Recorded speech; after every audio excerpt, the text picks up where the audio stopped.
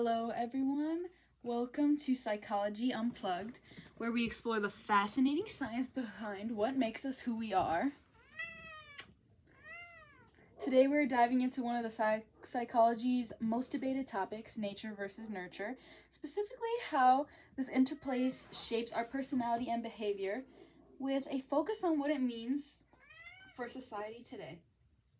This is Akaza. She'll be joining us, but she wants to look at the window right now. Anyways, let's start. Have you ever wondered why some people seem naturally confident while others have more anxious or introverted tendencies? Is it something that we were born with, or did their environment shape them to be that way? Well, as it turns out, the answer is both. Wait, do you hear that? Guess I should go see who it is. Oh, hey, welcome to the show. Come on in. Right here is our second host. Pretty awesome. Never mind. And they are going to be asking our first question. So, let's hear it. Wait, so are you saying personality is just a mix of both genetics and environment? How do we know which one's more important? Great question. Imagine two siblings raised in the same household. One might grow up to be outgoing, while the other one is a little less social, a little more quieter, more reserved. Why is that, you might be asking? Well, part of the answer is genetics, obviously. Researchers shows that genetic blueprints affects tendencies like extroversion, openness, and even emotional stability. And 40 to 60% of personality traits are influenced by genes, so passed down from your parents. So that's a really big part. Let's continue. But genes aren't the full story. Studies have also shown that environmental factors, our upbringing, culture, experiences, have an equally powerful impact. For example, a child genetically predisposed to anxiety may not develop those traits if they grow up in a stable, supportive environment. So even if, like, for example, if your parents drink a lot and have, like, alcoholism, just because they have that doesn't mean you're gonna have it. As long as you're growing up in a stable, supportive household, there's a high chance that you won't have it. But you are more likely to have it if you do start drinking. If that makes sense? Okay. Where did we start? Controversially, a child with no anxiety-related genes may develop anxiety tendencies if they're raised in a chaotic, very stressful household. So, I mean, you can assume that, but still, it's like pretty shocking. So does that mean genes only set the stage and the environment directs the play? Is that what you're trying to say? Or exactly. Here's where things get interesting. Scientists now understand that personality isn't just a statistic blueprint. It shapes through genes and environmental interactions. Think of it like this. Genes provide the foundation, but life experiences build the house. So like, genes is the wood, that is the house, but environmental interactions is the panels, everything around the house. Like, you know what I'm saying? Genes is the base, but the environment really kind of like shapes who you are.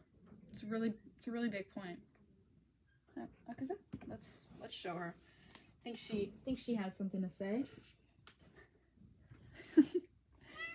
So what she has to say,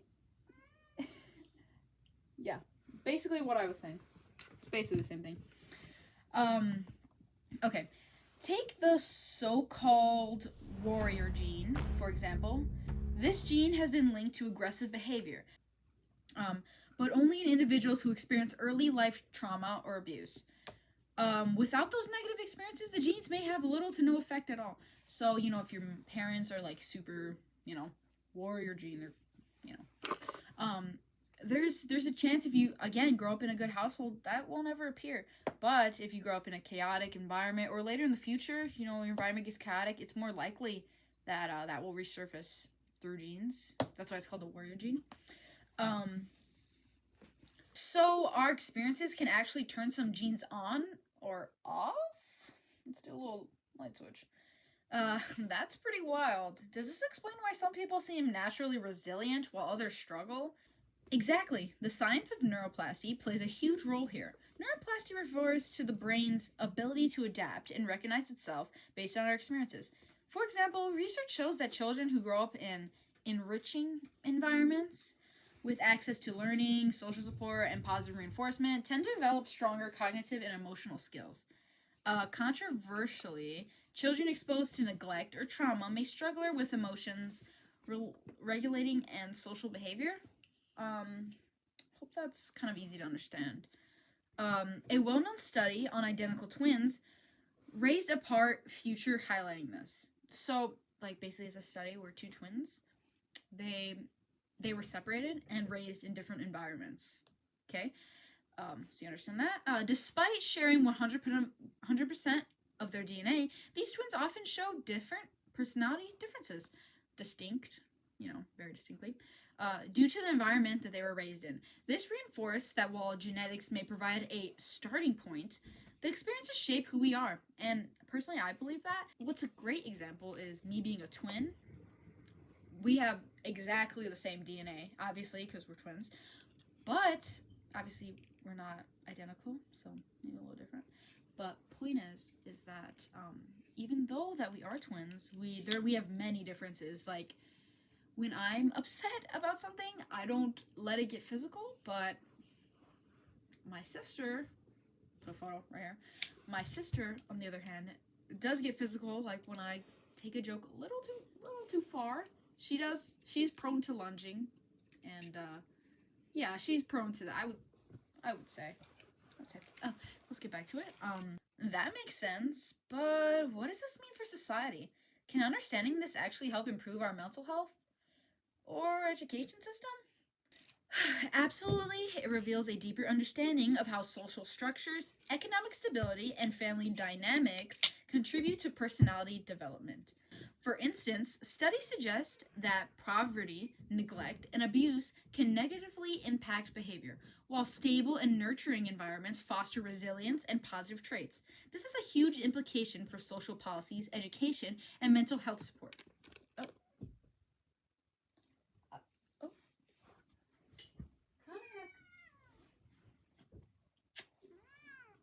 That's, you guys hear her?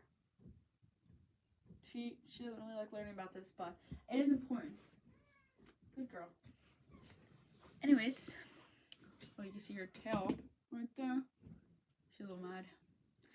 She doesn't like me talking about this. I guess maybe she doesn't agree with me. Anyways, where are we? This has a huge implication for social policies, education, mental health support. Studies have shown that children who experience chaotic stress in an unstable home tend to develop overactive stress responses, which can increase the risk of anxiety, depression, physical health issues like heart disease later in their life. Basically, like being raised in a chaotic environment really just brings out like a chaotic side of you. Does that make sense? And I definitely believe, like, versus the debate in nature versus nurture, I believe it's nurture. Obviously nature does have a large part. Obviously your genes, they make you more likely to get things, and they also can be inherited, like diseases and stuff, and like there's so much things that are inherited with nature. But no baby is born a villain or evil. That's just not true. No, nowhere near true. It's how they're raised in the environment they're raised in. Or even like a parent could be an amazing parent, treat them good, but if they're going to a bad school with bad people, I mean, that is a reason. And that can happen all the time. You can have great parents and stuff like that can happen. Like, it's definitely not 100% nature. It is nature and nurture. But a little more nurture. Let's be honest. Anyways, studies have shown that children who experience stress. Oh, we already talked about that. Controversially, early intervention programs that promote safe environments and positive relationships have shown to improve mental health and emotional outcomes. Research by psychologists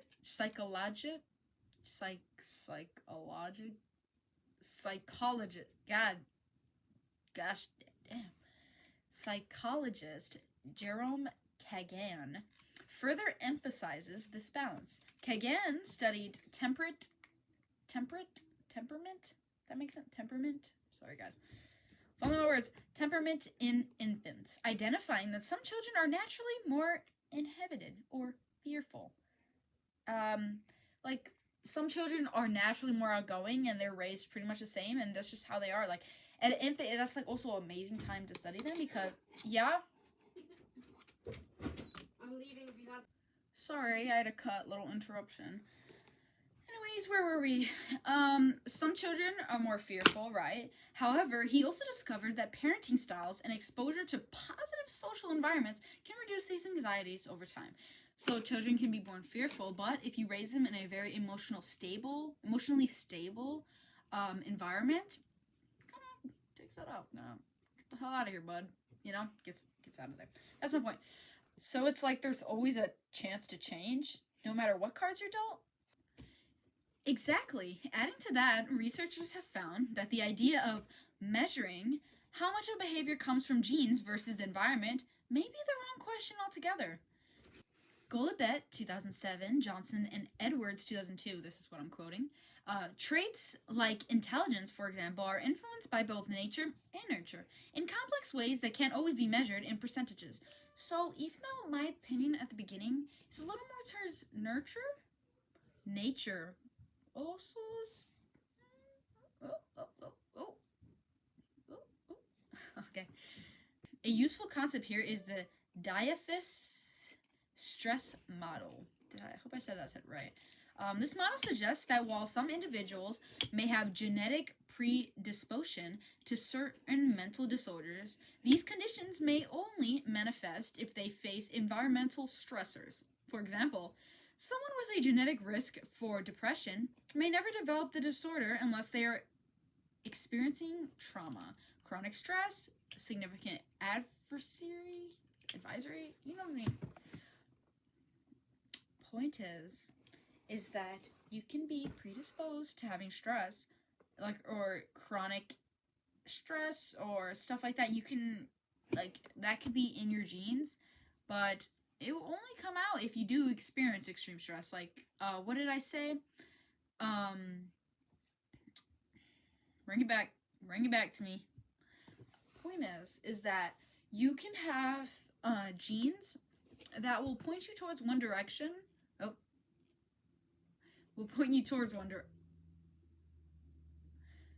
Genes that will point you towards one direction, and the genes can point you towards there, but your environment plays a big part where you might never even see them come out, like stress disorder, bipolar disorder, stuff like that, where it can be inherited through genes, but if you were raised in a good environment, it might never come out. And then when you experience stress, you start seeing that piece of you come out that was inherited through your genes. So, interesting. Let's see where we were.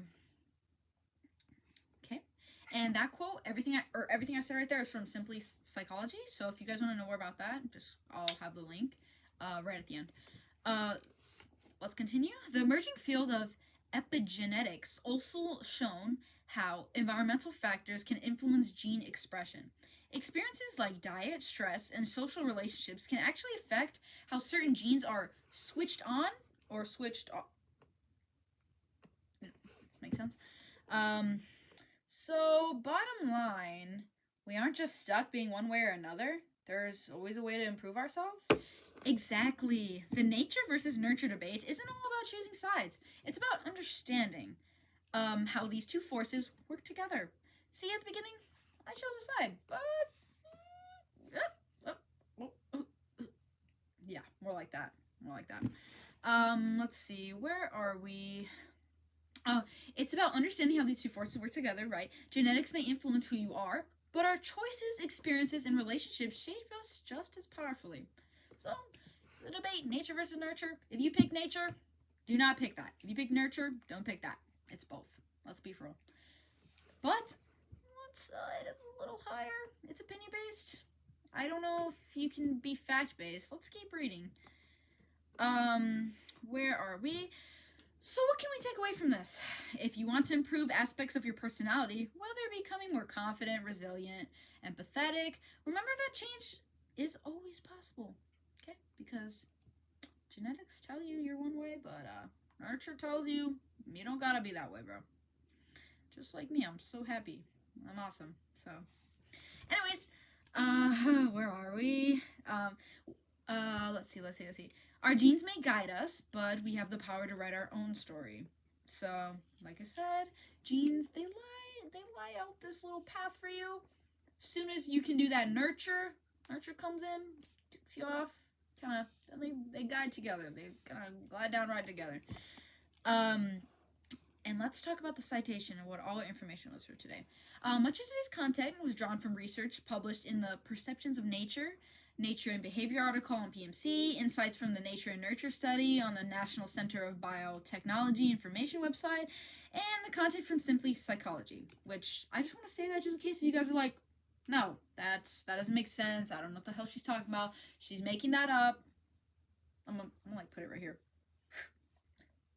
Wait, hold on. All right there. Thanks for tuning into Psychology Unplugged. If you enjoyed today's episode, be sure to subscribe. Share it with a friend. Okay, I only got like 2 subscribers. Let's get that view count up. Okay. Until next time, stay curious and keep exploring the mind. And that's where I do my outro music. Yeah. Sounds pretty cool. Thank you for watching, and I better get an A+. If not, that's okay.